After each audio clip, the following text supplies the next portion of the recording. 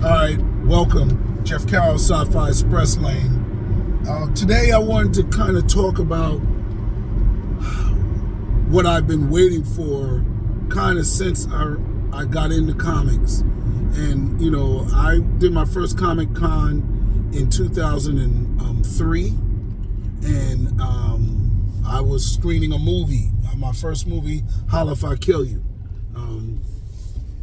So I want to talk about what I've seen happening that I was waiting for, and the vision of it became clearer and clearer as the years went on.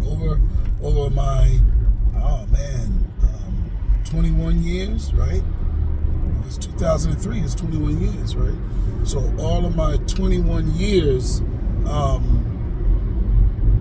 I've been waiting for the masses of black people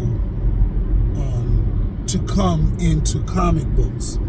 When Luke Cage came out, I was like, oh snap, they're knocking at the door. And this was, what was Luke Cage? 2016 or 17? You know, the Luke Cage Netflix show. He took off the tiara, he took off the bracelet,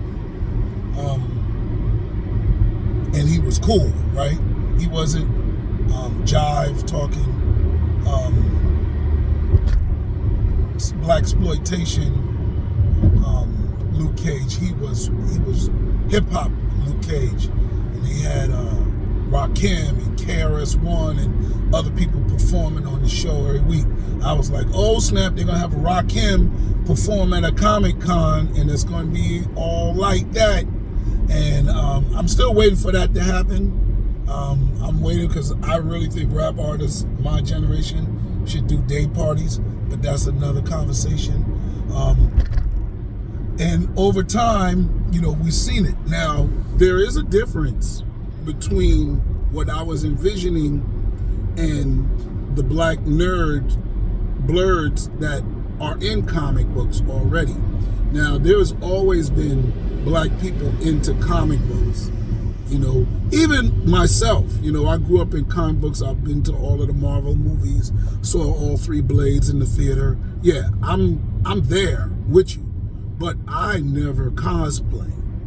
I've only cosplayed my character from one of my movies, and it was different because I created the character. So that's cosplaying. It's like really high level when you create your own character, and make your own costume. So I did all that. However, cosplaying like Superman, Flash, Iron Man, I've never done that. Incredible Hulk is my favorite, or was my favorite, you know, still one of my top. I don't even know which one is my favorite now, but I've never donned the green skin, the extra muscle paddings, the ripped shirts, ripped pants to go out and be the Incredible Hulk. That is a level of cosplaying that I haven't done. Now, there are black nerds that go out and fully transform. And those people have been in comics from day one, right?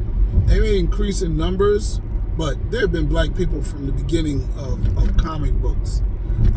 However, they don't represent the masses. And when I say the masses, I'm talking about everybody, not the masses of black comic book fans, the masses of black people. And I've wanted that to happen, where we lose the stigma of, you know, oh, you're in the comic books, you know, well, I'm going to go have this drink and go into the VIP room. See you later, where it's, you know, sort of looked and shunned at. Now it's starting to change. And it's not changing with my generation. It's changing with the younger generation. And mainstream black millennials are in the comics. Now, the difference is they're still not becoming black nerds. And that's interesting. I thought that would happen, but it certainly freaking some other people out because they thought for you to become a comic book head, you had to be a nerd. Nerds kind of thought they had the market cornered. And I told him, I said, look, Wu-Tang Clan named they group after kung fu movies, some nerdish stuff, right? They took personas, Ghostface Killer, Method Man, the RZA, you know, these are all kung fu inspired things. And then, you know, the Ghostface Killer, he comes up with a comic book series. You have Run DMC. DMC is a comic book illustrator. He comes out with his comic book. And these are all things that happened within the 2000s. These aren't things that they did when they were hot and on the charts, but it's not like they got into it after. They didn't get into it in the 2000s. They've always been in it. You know, when we look at the first robot, hip-hop robot character, that was in the 90s. I don't know, it might even go back to the 80s. We look at the graffiti tagging, all of the Transformer influence illustrations, all of the the Voltron illustrations. You know, when you look at the breakdancers, they were transforming. You know, they were becoming Voltron. Rappers were inspired. Their lyrics would say Voltron and Transformers and stuff like that in there. And it's always been in there. But if you're coming into Southern rap, you're coming into New Orleans, Midwestern hip-hop, and even California and Miami. Outside of New York, you didn't really have that. So outside of New York, you had just regular rappers, you know, regular people. But in New York, you had this hip-hop culture that hasn't really grown outside of New York on the level that it is in New York City. But comic books was always part of it. So for me, I was born into hip-hop, right? I'm older than hip-hop by like 5 years. And when it expanded, I was right there ready for it. So it's kind of all I've known. And I've known it to be a comic book friendly environment. And I grew up watching, you know, with album covers, Bertha Butt Boogie, Captain Rock, you know, they even sang about being superheroes. So all of that aside, but they didn't cosplay. They weren't coming even to the concerts necessarily like that. They kept it cool. They gold chains, you know, sneakers, and they kept the swag that is stereotypic of hip hop. Now maybe you could say Grandmaster Flash, Melly Mel, and Africa Bambaataa and them, they were cosplaying, but a lot of them were inspired by rockers like the Isaac Brothers, Rick James, Sun Ra. So they weren't Patti LaBelle, you know, not saying it was inspired by women, but these were the dress-ups for the rock stars at the time. So that wasn't even cosplay. But now you got these people that are in it, you know, like I met Exhibit at Comic-Con, you understand? And a number of rappers, right? My man is the biggest comic book dude. He's into toys and everything. And that is Kwame. Kwame, but he don't cosplay. You know, not that we have a stigma around it. It's just that they maintain the swag when they are into these comic books. You know what I'm saying? So I'm waiting for these masses. And the masses are going to come. They're going to come and bring their concert music and artists and their swag energy. You know, hopefully they don't come shooting and all the stuff that's accompanying today's rap artists. Oh, God. But I don't put it past them, right? We got to take the good with the bad, unfortunately. Right now, we do scan people for guns and stuff coming into comic book conventions.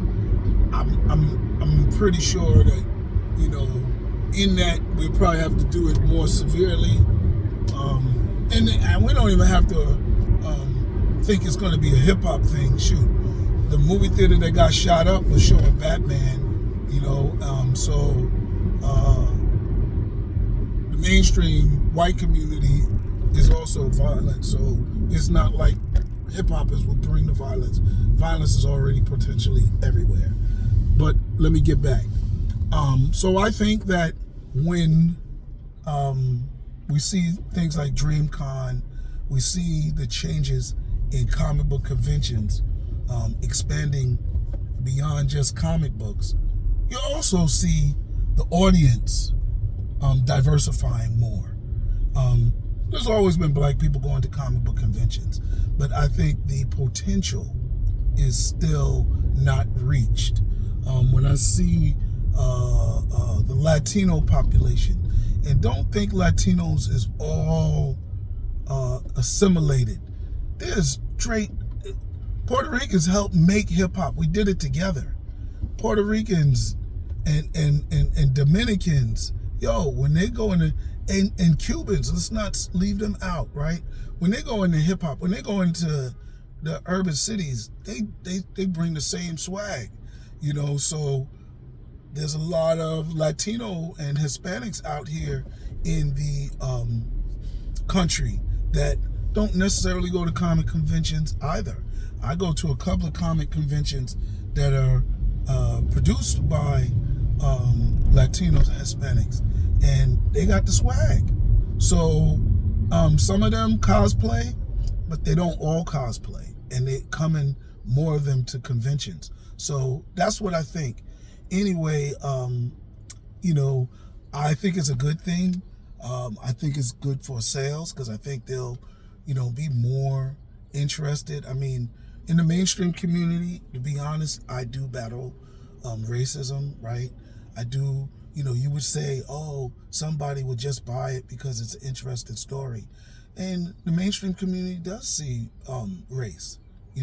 They see it in my stories. They see it in me. Now, could I write a Voltron story and, have mainstream characters, or white characters and disguise me as the writer? Heck yeah. But that's not supporting me. That's supporting my product and me and my work, but not necessarily me. When they come to a table, no matter whether my characters is black or white, and support it, that's supporting me.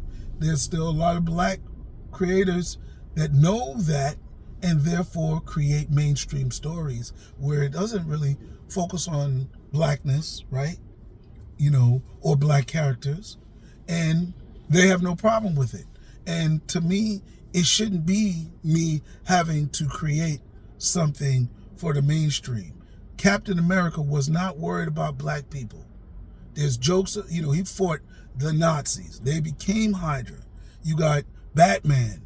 He never went into a black community, and if he did, it was the hood. He never went into a Cosby Show community. You didn't see diversified rich people that were of other complexions other than white. So they were not worried about us. I get it. And black people supported them. You understand? Incredible Hulk didn't have any black scientists, yet we are all through science.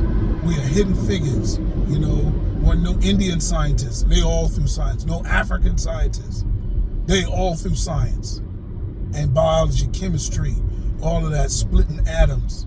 You don't even, you saw, Oppenheimer? He had to have a team of black people to get that done. They may take all the credit for it, but we hidden figures, we there.